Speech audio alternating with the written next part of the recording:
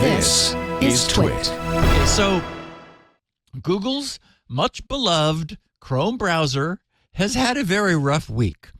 In just 1 week, the total number of exploited in the wild zero-day vulnerabilities to be patched so far this year jumped from 4 to 7. Wow. In other words, last week saw 3 newly discovered Chrome vulnerabilities receiving emergency Chrome patches. In their blog last Wednesday, Google wrote, Google is aware that an exploit for CVE 4947 exists in the wild. This was also separately echoed by Microsoft, who said they were looking into it and they were going to work on fixing this thing too, because of course Microsoft is also using the common Chromium engine. So this latest trouble is rated as a high severity zero-day vulnerability, which results from a type confusion weakness in Chrome's V8 JavaScript engine. The discovery was made by researchers at Kaspersky Labs when they discovered it being used in targeted attacks.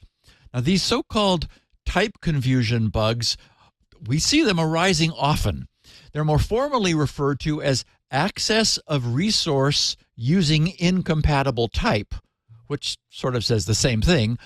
This occurs when code misinterprets data types, which can lead to unpredictable behavior, which is putting it mildly, that can allow attackers to manipulate program logic or access sensitive information.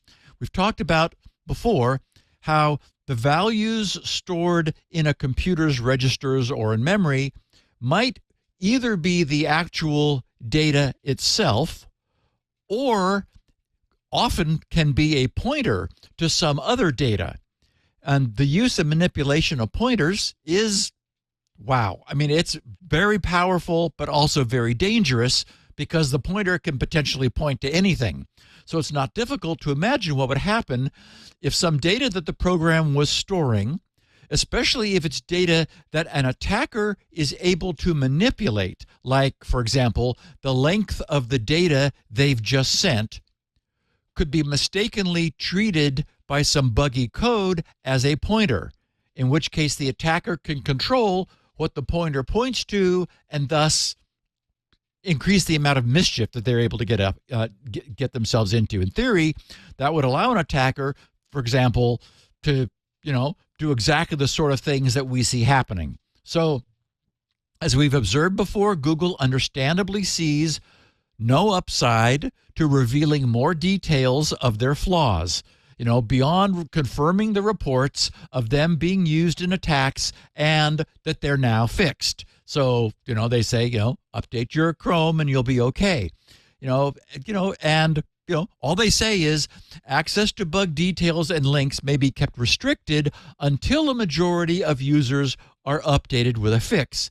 And of course, Google knows that by the time everyone is updated, the world will have moved on and won't care about some old bug that's since been fixed in Chrome. So they sort of say, oh, we're not going to tell you until later, and later never comes. However, you were just talking about the Things Canary. And this article talks about this because, or this event, because one thing that comes very clear is that network monitoring has become crucial. The way and reason Kaspersky is able to discover such attacks is that their customers are running Kaspersky's endpoint security solutions, and those solutions are feeding the intelligence that they collect back to Kaspersky's mothership for monitoring and interpretation. So when one of Kaspersky's customers is targeted, red flags go up at Kaspersky Central. Okay, now, as I said, there were 3 this past week.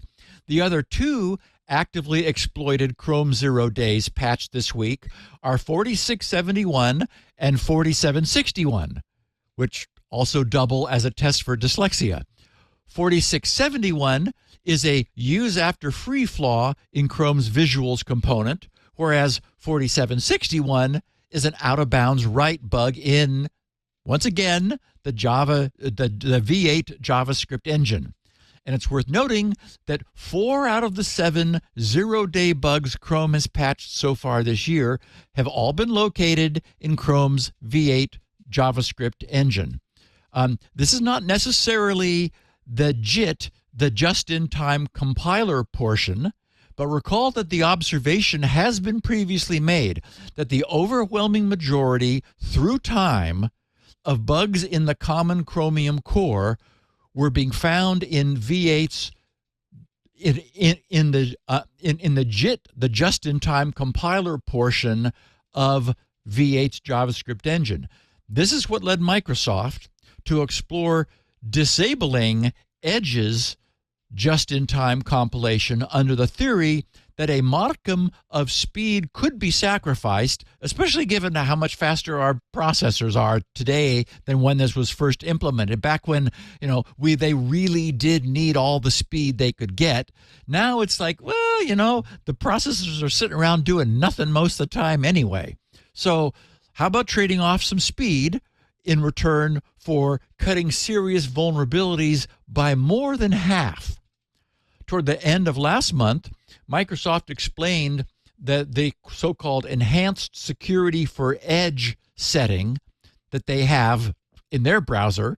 They wrote, Microsoft Edge is adding enhanced security protections to provide an extra layer of protection when browsing the web and visiting unfamiliar sites. That's the key word.